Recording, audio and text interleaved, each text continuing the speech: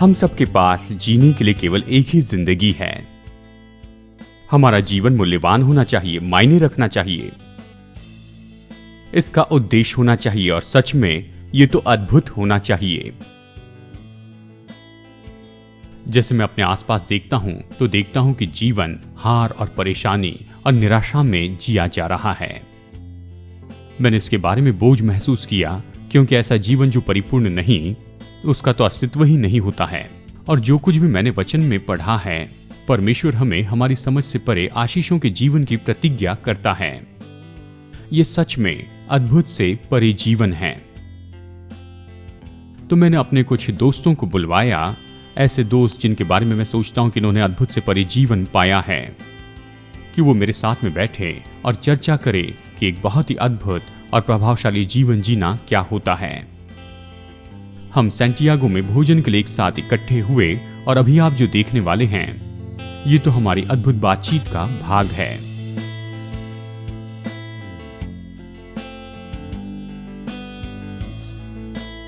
आज मेरे साथ जुड़ने के लिए बहुत बहुत धन्यवाद। और इन दिनों में एक बात के बारे में हम ज्यादा चर्चा कर रहे हैं और वो है शांति। सभी शांति चाहते हैं, पूरी दुनिया में वो शांति चाहते हैं, अपने परिवार में भी वो दिल में शांति चाहते हैं।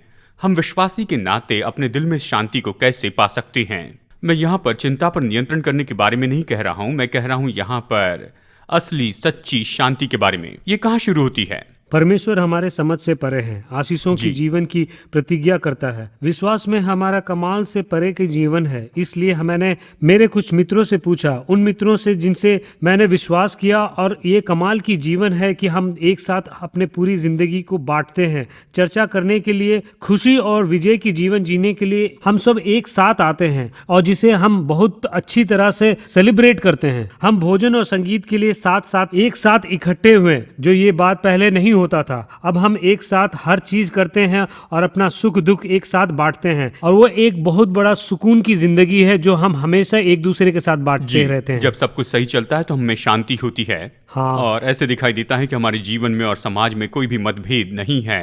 डेविड, मैंने अच्छे से देखा जैसे कि आप कोर्ट में उन बातों के लिए लड़ रहे थे कि उसके लिए दाम चुकाए जिस पर विश्वास नहीं किया, और मैंने देखा कि वो आपके बारे में क्या लिख रहे हैं, आपके बारे में क्या कह रहे हैं। मुझे बताइए ये कैसा है? जानते हैं, जब हमें पहली बार पता लगा कि शायद हम अपना व्यापार खो सकते थे, क्योंकि हम जानते थे कि हम उनके जानलेवा परामर्श के लिए पैसा नहीं दे सकते थे, और इसका जुर्माना प्रतिदिन $1.3 मिलियन होगी यदि हमने इसे पूरा नहीं किया तो, क्योंकि उनकी संख्या में हमारे पास कर्मचारी थे। और मुझे ये मानना पड़ेगा कि मैं कुछ रात सो नहीं पाया, और बॉर्ली और मैं एक मुद्दे पर आया तो हमने सोचा कि हमारे पास केवल एक ही निर्णय होगा, सही या गलत, और 100% हम आश्वस्त थे कि हमने सही निर्णय लिया। यानी शांति सच्चाई के साथ में जुड़ी होती है ना? बिल्कुल। जब सच्चाई जानते और उसे करते हैं तो प्रभु आपके दिल में शांति देता है। मैं समझता हूँ कि शांति पाना, समाचार पाने इतना आसान नहीं है। मेरा मतलब है, यदि आप समाचार सुनते हैं, आप शांति नहीं पाने और वाले। हमारे पास अधिकार है कि उसे बंद कर दें। बिल्कुल ठीक, मैंने गंभीर रूप से ऐसा किया है। अच्छा? मैं आपने 6 उपवास सप्ताह किया? के लिए छुट्टी लिया, और क्या मैंने उपवास किया। मैं बहुत थक गया था। मैं सोचा इस तरह रहने से कोई समाचार तो नहीं मिल सकता। यह दिलचस्प होगा कि सुसमाचार मतलब अच्छी खबर है। हमेशा हम लोग बुक है बुरी और खबर 6 के लिए। हफ्ते बाद वहीं पर ऑन किया जहां पर आपने ऑफ किया था। हाँ, सही है ये बात तो।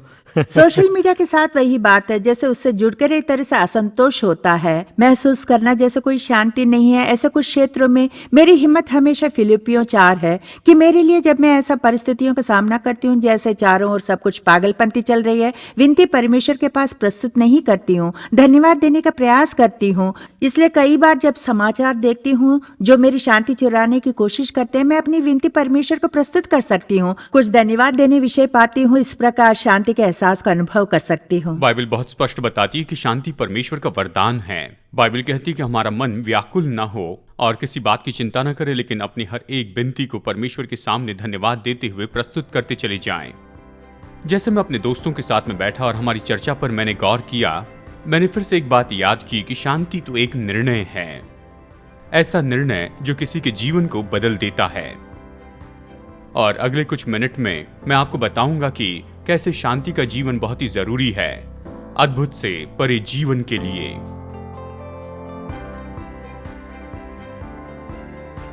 शांति का राजकुमार प्रभु यीशु मसीह को दिए गए 250 नामों में से एक नाम है। नए नियम में। जब वो पहली बार इस पृथ्वी पर आया बैतलहम की एक चरनी में, स्वर्गदूतों ने उसके आने के बारे में बताया। आपको याद है इन शब्दों में कहा, आकाश में परमेश्वर की महिमा हो और पृथ्वी पर सब मनुष्यों में शांति हो, उसकी इच्छा पूरी हो। जिस संसार में यीशु ने जन्म लिया उनके पास शांति के लिए बिल्कुल अलग विचार था। शांति का हमारा ये शब्द पुराने फ्रेंच शब्द से आता है जिसका मतलब है मेल मिलाप किया जाना, यानी सहमति करना और मतभेद की कमी होना। लेकिन इब्रानी शब्द शालोम, इसका गहरा अर्थ है। शायद यही एकमात्र ऐसा हिब्रू शब्द है जिसे मैं बहुत ही अच्छे से बोल सकता हूं। मुझे सौभाग्य मिला कि आज मैं हिब्रू में कुछ बोलूं, तो आइए शलोम को हम जोर से कहते हैं, शलोम। ये शब्द पुराने नियम में 355 बार पाया जाता है और इसका बुनियादी अर्थ है परिपूर्ण या सुरक्षित या पूरा। शलोम ऐसी परिस्थिति के बारे में बताया जाता है जहां पर जीवन अच्छे से जिया जा सकता है। पुराने नियम में शलोम के बारे में जब भी हम देखते हैं तो ये कभी भी भीतरी मानसिक रूप में या भावनात्मक शांति के बारे में नहीं है। शलोम तो एक ऐसी दशा है जहां पर सब कुछ पूरी तरह से सही है। ये तो पूरी तरह से उस व्यक्ति और समाज की भलाई के बारे में है, और ये तो मनुष्य के दिल की सबसे गहरी ऐसी इच्छा है। इसे फिर से कहिए, शलोम। यीशु ही वो है जो हमारे दिल की सारी इच्छाओं को शांति में लेकर आता है, उसे संतुष्ट करता है। अगर हम ईमानदार हो तो बहुत ही आसानी से निराश हो सकते हैं जब हम बहुत कम शांति देखते संसार में और हमारे दिल में। हम ज्यादातर देशों में शांति चाहते हैं, लेकिन मैं विश्वास करता हूं कि यीशु व्यक्तिगत शांति में दिलचस्पी लेता है, भीतरी शांति में। हाँ, संसार को शांति में आना है, लेकिन कितने लोग जानते हैं कि ये जब दिल में शांति आए तो हमारी परंपरा में जल्दी ही आ जाती है। तो जहां शुरू करना है वहां पर शुरू कीजिए, यानी ये तो व्यक्तिगत शांति का महत्व होता है। यानी 3 ऐसे मुख्य तरीके हैं जिसके द्वारा जो परमेश्वर शांति लाता है उससे हम पर प्रभाव पड़ता है। और चलिए इसे देखते हुए मैं इन बातों को आपको बताना चाहता हूं। सबसे पहले बाइबल कहती है कि हम परमेश्वर के साथ में शांति प्राप्त कर सकते हैं। साथ में को रेखांकित कीजिए। रोमियो 5:1 कहता है, अतः जब हम विश्वास के द्वारा धर्मी ठहरे तो अपने प्रभु यीशु मसीह के द्वारा परमेश्वर के साथ मेल रखें। इस वचन के भाग में शांति का मतलब है सारी परेशानियों को खत्म करना। ये दिल की स्थिरता नहीं है। ये नहीं कि हम परमेश्वर के लिए बहुत ही धर्मी होने की कोशिश करें, लेकिन निश्चय ही परमेश्वर हमारे लिए धार्मिकता का काम करता है। क्या आप जानते हैं कि बाइबल कहती है कि हमारे पापों के कारण परमेश्वर हमसे दूर हो गया था। यशायाह 59:2 कहता है, परंतु तुम्हारे अधर्म के कामों ने तुमको परमेश्वर से अलग कर दिया है। ये शांति जो यीशु लेकर आता है, ये परमेश्वर के चित्र को बदल देती है कि हाथ बंद करके रखने वाला दुश्मन होने के बजाय बाहें फैलाने वाला मित्र हो जाए। हमारे पापों के कारण परमेश्वर का क्रोध दूर किया गया, उससे हमारा अलग होना, उस पर जय पाया गया। परमेश्वर ने अपने परिवार में हमें स्वीकार किया और अब से आगे उसका व्यवहार हमारे साथ केवल भलाई का ही है। वो हमारे विरुद्ध में नहीं होगा। वो हमारा पिता हो जाता है और हमारा मित्र होता है और हमें डरने की जरूरत नहीं है। परमेश्वर की शांति के बारे में कहते हुए रेड स्टेडमैन ने इस तरह से लिखा है, हमारा दिल शांति में है। ये स्थिरता है, साहस है कि आधुनिक शब्द का उपयोग करें, और मैं सोचता हूं ये सबसे सटीक है। परमेश्वर के कारण और उसकी शांति के कारण अब हमारे पास में अच्छी नैतिकता है। हमारी नैतिकता ऊंची है। हम किसी भी बात के लिए तैयार हैं। कोई भी जमीन मसीह के लिए खुरदुरी नहीं हो सकती, और हम में मसीह यीशु है, इसलिए हम में अच्छी नैतिकता है। जैसे आज हम एक दूसरे को देखते हैं और हमारी इस परंपरा में क्या ये ऐसी बात नहीं जो खोई हुई दिखाई देती है? हम अच्छी नैतिकता खो बैठे हैं। हम भूल गए हैं कि हमारी अच्छी नैतिकता खा ली गई है, और हम वो शांति चाहते हैं, वो अच्छी शांति चाहते हैं जो हम खोजते हैं। वो हमारी परिस्थिति में नहीं पाई जाती है। अगर हम जितने भी युद्ध लड़ते हैं वो जीत जाएं, अगर हम ऊंचाई पर खड़े रहें और हमारे हाथ विजय के साथ ऊपर रहें, फिर भी हमारे दिल में कोई शांति नहीं होगी अगर हमने प्रभु से शांति नहीं की है। और परमेश्वर के साथ शांति हमारे लिए लाई गई है जब प्रभु यीशु मसीह स्वर्ग से नीचे आया और क्रूस पर गया, परमेश्वर मनुष्य के नाते, और आकाश और पृथ्वी के बीच में लटका रहा और हमारे पापों के लिए दाम चुकाया। हमारे पाप जिसने हमें परमेश्वर से दूर किया था, यीशु ने उन सभी के लिए दाम चुका दिया। उसने उसे दूर कर दिया। जब हम उस पर भरोसा करते हैं तो हमें क्षमा किया जाता है और वो पाप मिटाया जाता है, और फिर हम परमेश्वर के साथ में संबंध रख सकते हैं।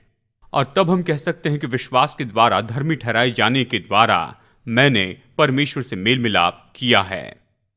आपको यहां से शुरू करना है, इसके पहले कि हम दूसरी शांति के बारे में आज के दिन बातचीत करें। और चलिए मैं रुक कर यह कहूं कि अगर आपने परमेश्वर के साथ मेल मिलाप नहीं किया, यह करना मुश्किल नहीं है, लेकिन इसका अर्थ है कि आपको एक निर्णय लेना है। आपको निर्णय लेना है कि पाप से निपट ले, क्रूस पर सब कुछ यीशु को दे और उससे क्षमा मांग ले।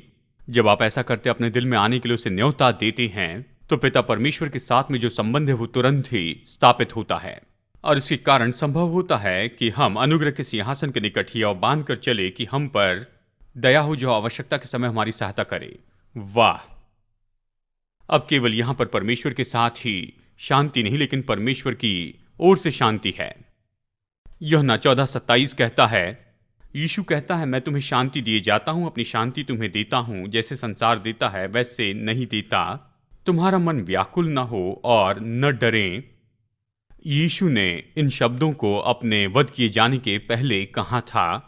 ये तो उसके खुद के जीवन में तूफान से भरी हुई ऐसी मुश्किल परिस्थिति के समय में था। जब सब कुछ ठीक होता है, कोई भी शांति पा सकता है। जब घर में सब कुछ ठीक होता है, शारीरिक तंदुरुस्ती अच्छे से होती है, आर्थिक परेशानी बड़ी नहीं होती है और बच्चे अच्छे से व्यवहार करते हैं, जब सब कुछ ठीक चलता है तो आप शांति में हो सकते हैं। और इसमें कोई सम्मान की बात नहीं कि ऐसी परिस्थिति में हम शांति में हैं, क्योंकि संसार के पास में ऐसी ही तो शांति है। लेकिन जब हम मुश्किल के समय में शांति में रहते हैं तो वही तो गवाही होती है परमेश्वर की ओर से शांति की। और ये शांति ऐसे नहीं कि बस शांति से तनाव सहे। लोग सोचते हैं चुपचाप तनाव सहना शांति है। ये तो बस दबाई गई ऐसी चिंताएं हैं। कई बार हम सोचते हैं कि हम भरोसा कर रहे हैं, लेकिन हम अपनी चिंता पर नियंत्रण करते हैं। सच्ची शांति कोई दिखावा नहीं होता है, ये शांत दिल होता है। यह अद्भुत पल है जो प्रेरित यूहन्ना अपने सुसमाचार में इस तरह से लिखता है।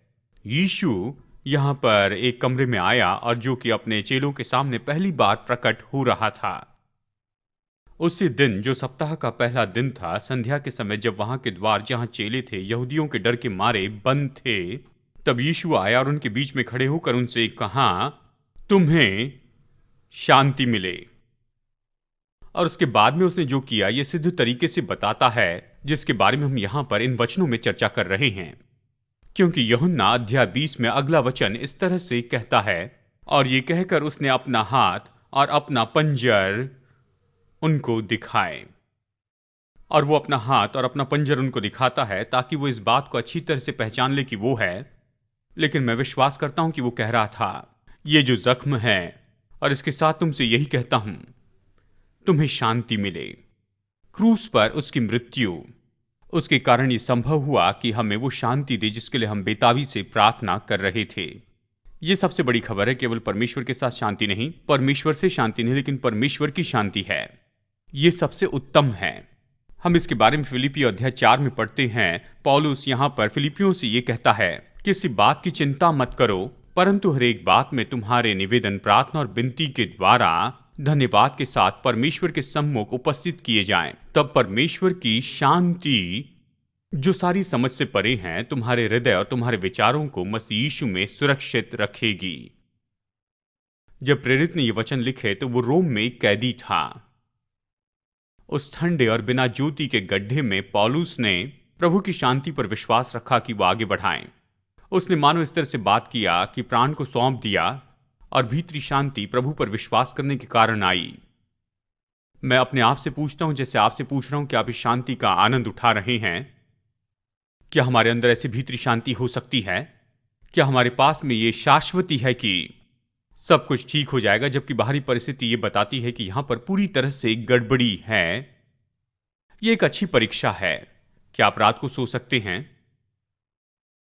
भजन 4:8 कहता है, मैं शांति से लेट जाऊंगा और सो जाऊंगा, क्योंकि हे यहोवा, केवल तू ही मुझको एकांत में निश्चित रहने देता है।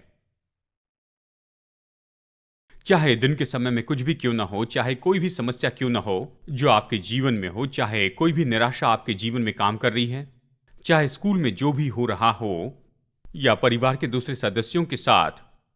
क्या आप आ सकते हैं दिन के अंत में या कहिए दिन के बीच में, जबकि पूरी परिस्थिति बहुत ही गड़बड़ी में चल रही है, फिर भी आपके जीवन में शांति है जो आपको सही दिशा में लेकर जाती है?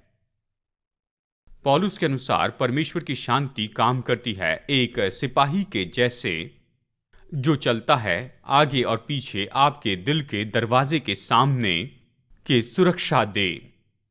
यहां पर यह चित्र है कि हमारा दिल और हमारा मन तो हमेशा नीचे होता है, दोष भावना, चिंता, धमकियां और गड़बड़ियों के बीच है। वो हमारी शांति के लिए पूरी तरह से दहशत है। पौलुस कहता है कि परमेश्वर चाहता है कि हम अपनी शांति को बनाए रखें, और वो अपनी शांति के द्वारा हमारे दिल की रक्षा करता है जब हम उसे समर्पित होते हैं।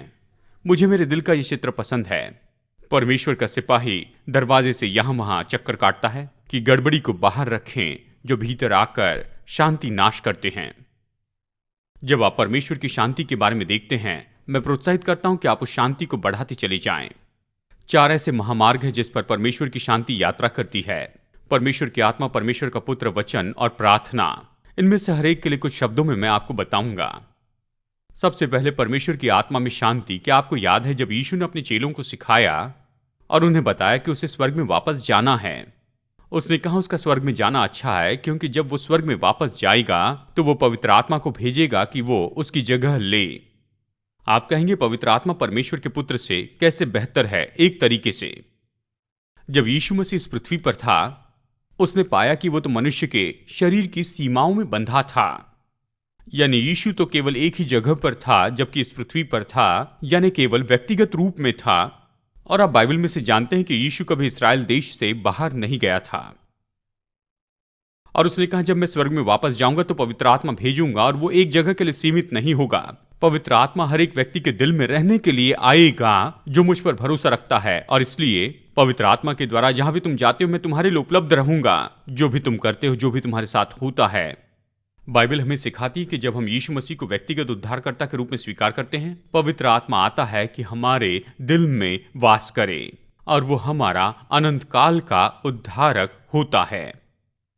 यूहन्ना 16:33 कहता है, यीशु यहां पर स्वर्ग में जाने के पहले अपने संदेश को खत्म करता है, और वो इस तरह से कहता है कि तुम मुझ में शांति पाओगे।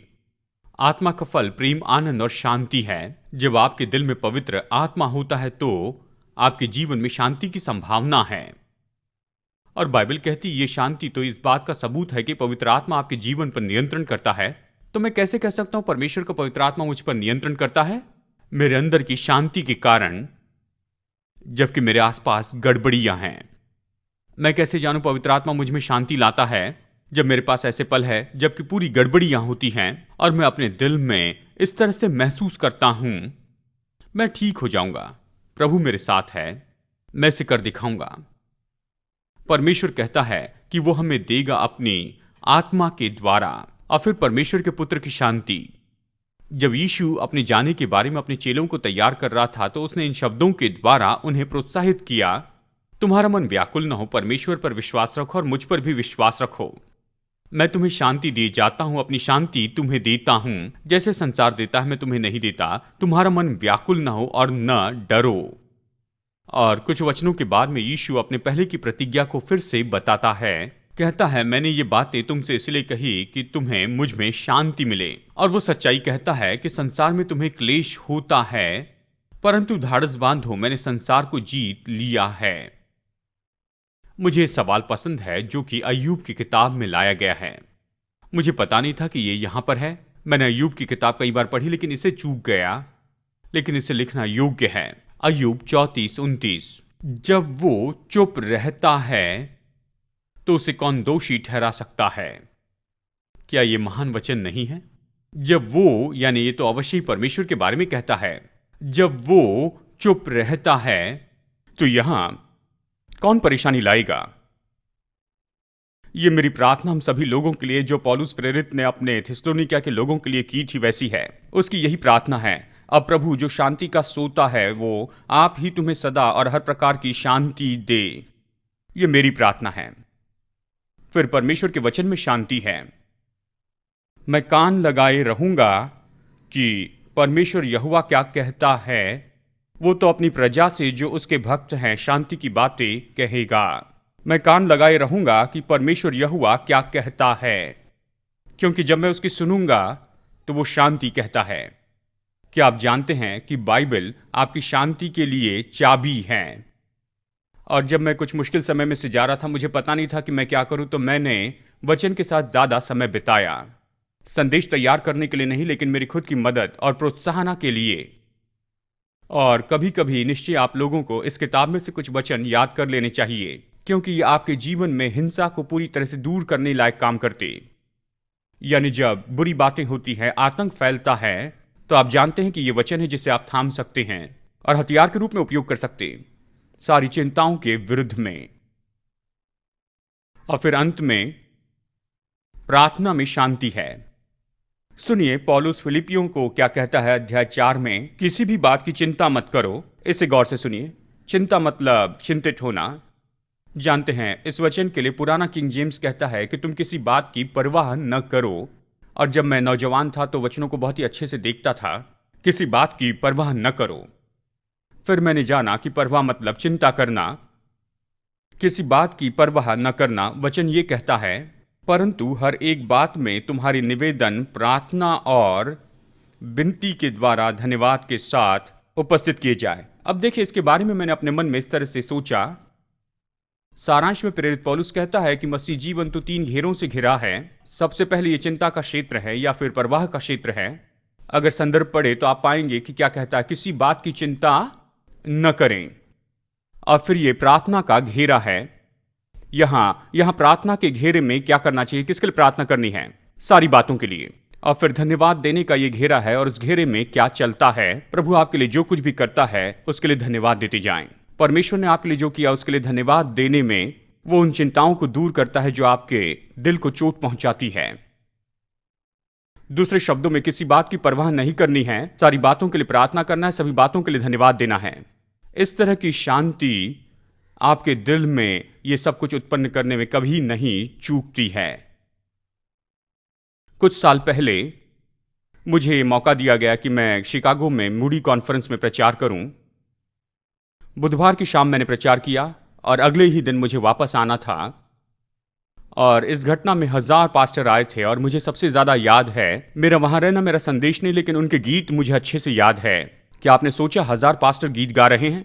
ओ मेरे प्रभु, आपने जीवन में सबसे अद्भुत बात यही तो सुनी होगी। इसने मुझे याद दिलाया पहला दिन जब मैं डेलस सेमिनरी के चैपल में गया था। मैं विद्यार्थी था और इस पुराने पत्थर के चैपल में, जहां पर दीवार से आवाज गूंजती थी, मैं वहां पर पहली बार गया था। और पूरी सेमिनरी जहां पुरुष थे वो गाने के लिए उठ गए, गाया mighty fortress is our God. वो बहुत ही अद्भुत अनुभव था। और फिर उस रात को मैं बाद में अपने कमरे में गया और मैंने निर्णय लिया कि घर जाने के लिए कल सुबह जल्दी की फ्लाइट लेता हूं, यानी सुबह 7 बजे निकलना था। और जैसे मैं बिस्तर पर लेटने की तैयारी कर रहा था, मैंने गिनती की उस फ्लाइट को पकड़ने के लिए मुझे कितने जल्दी उठना होगा। मेरा समय जो कि 2 घंटे पहले चल रहा था, मैंने 2:30 बजे जगाने के लिए कॉल किया और मैं बहुत पहले ही एयरपोर्ट पर पहुंच गया। और उसके बाद में मैं चौंक गया ये सुनकर कि मेरी फ्लाइट 1 घंटे देरी से चल रही है और बाद में 2 घंटे देरी से हुई। आप लोग इस बात के बारे में जानते हैं। जबकि 2 घंटे मुझे वहां इंतजार करना था, तो मैंने उस डेस्क पर के बहन से पूछा कि क्या आपको पता है मेरी फ्लाइट के साथ क्या हो रहा है? उन्होंने कहा शिकागो के ऊपर में एक बवंडर चल रहा है, क्या आप उसे देखना चाहेंगे? मैंने कहा क्या मतलब? उन्होंने कहा यहां आइए, मैं आपको कंप्यूटर स्क्रीन पर यह तूफान दिखाती हूं। तो मैं वहां पर गया वेलकम डेस्क पर और वहां उनके कंप्यूटर के स्क्रीन पर मैं ये तूफान देख सका। वहां पर शिकागो था और उसके आसपास पूरा लाल घेरा था। उस लाल घेरे ने मानो सच में शिकागो को स्क्रीन पर खा लिया था और हम उस तूफान के बीच में थे। और वो तूफान तो शिकागो के ऊपर में था, यानी कोई प्लेन लैंड नहीं कर सकता था, ना कोई टेक ऑफ कर सकता था, सब कुछ पूरी तरह बंद था। तो मैं वापस गया, अपनी आराम कुर्सी पर बैठ गया और अपने कंप्यूटर पर काम करने लगा। और अगले कुछ पलों तक उस तूफान को देखा जो मैंने वहां पर कंप्यूटर पर देखा था, वो शिकागो के शहर में ऐसे गायब हो गया। मैंने इस भयानक तूफान को देखा। बारिश खिड़कियों के कांच पर टकरा रही थी और यहां तक कि उस तूफान की हवा के कारण खिड़कियां हिलती जा रही थी। मैं वहां पर स्पष्ट समझ गया और सच्चाई को जान लिया। मैं तूफान से घिरा हुआ था। और सच में मैं उस तूफान के केंद्र में ही बैठा हुआ था। लेकिन मैं आराम कुर्सी पर बैठा था और मेरे हाथ में कॉफी का कप था, कंप्यूटर पर काम कर रहा था और बाकी सभी लोगों जैसे सुरक्षित था। मैंने शरण पाई इस तूफान के बीच में और मुझे याद आया ये भजन, हे परमेश्वर मेरा चिल्लाना सुन, मेरी प्रार्थना की ओर ध्यान दे। मूर्छा खाते समय मैं पृथ्वी की छोर से भी तुझे पुकारूंगा। जो चट्टान मेरे लिए ऊंची है उस पर मुझको ले चल, क्योंकि तू मेरा शरण स्थान है और शत्रु से बचाने के लिए ऊंचा गढ़ है। मैं तेरे तंबू में युगानुयुग बना रहूंगा, मैं तेरे पंखों की ओट में शरण लिए रहूंगा, क्योंकि तू मेरा शरण स्थान है। प्रभु यीशु मसीह जिसके ऊपर मैं पूरा भरोसा रखता हूं, वो काफी है कि व्यक्तिगत तूफान में मेरी रक्षा करे। जब मुझे पता नहीं था कि क्या करूं, जबकि ये तूफान तो सहने से बाहर दिखता था, मेरे दिल के उस शांत जगह में जहां कोई नहीं देख सकता था लेकिन परमेश्वर देख सकता था, वहां पर यह महान शांति थी जो कि मेरी समझ से परे थी। और ये व्यवहारिक तो दिखाई नहीं दी, क्योंकि ऐसी नहीं थी, ये सुपर व्यवहारिक थी। ये परमेश्वर की शांति थी जो सारी समझ से परे है। और ये शांति प्रभु चाहता है कि हम पाएं। यह हमारे लिए उसका वरदान है, उसने यह हमें दिया है और क्रूस पर उसने इसकी विरासत रखी। अगर आप उसे स्वीकार करें तो सबसे पहले परमेश्वर के साथ शांति मिलेगी। विश्वासी होने के बाद परमेश्वर से आने वाली शांति को आप जानेंगे और सबसे बढ़कर जानेंगे कि कैसे शांति को पाए, और शांति का परमेश्वर आपके अंदर वास करेगा तो आप बेहतर होंगे। और इस पागल संसार में जब सब कुछ इधर उधर घूमते रहता है, आप ही एक स्थिर व्यक्ति रहेंगे अपने पूरे आस पड़ोस में।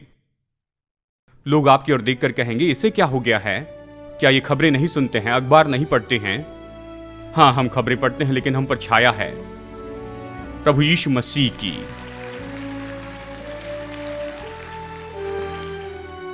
आज मेरे साथ टर्निंग पॉइंट में जुड़ने के लिए धन्यवाद। मैं इसे फिर से कहूं, परमेश्वर चाहता है कि आपका मसीह जीवन बहुत ही अद्भुत हो। परमेश्वर चाहता है कि आप अपनी रुकावटों पर विजयी हो जाएं। आप नक्शे को जानें और परिणाम में आगे बढ़ें उस जीवन में जिसका प्रयोजन प्रभु ने आपके लिए किया है। ऐसा जीवन शुरू होता है यीशु पर प्रभु और उद्धारकर्ता के रूप में विश्वास करने से और उसके वचन को जानने और उस पर भरोसा करने के द्वारा ही। तो अपना विश्वास प्रभु यीशु पर रखें और उसके द्वारा आप नया जन्म प्राप्त कर लें। आज ही वो दिन है जिसमें आप ऐसा कर सकते हैं। पहला कदम है कि अपने पापों से पश्चाताप करें और यीशु को अपना उद्धारकर्ता प्रभु होने के लिए विनती करते जाएं। जब एक बार आप ये निर्णय लेते हैं कि परमेश्वर के उद्धार का ये मुफ्त का वरदान आप प्राप्त करें, तो परमेश्वर के साथ मसीह यीशु में नई सृष्टि होने के नाते आपकी यात्रा शुरू होगी। आज आपने विश्वास के कदम उठाया है तो अपना ये निर्णय दूसरे विश्वासियों को जरूर बताइए।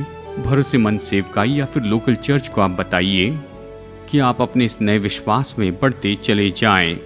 प्रभु आशीष दे। जैसे परमेश्वर के साथ में चलना शुरू किया, और मैं आशा करता हूं कि अगली बार आप हमसे मुलाकात करेंगे यहाँ पर टर्निंग पॉइंट में।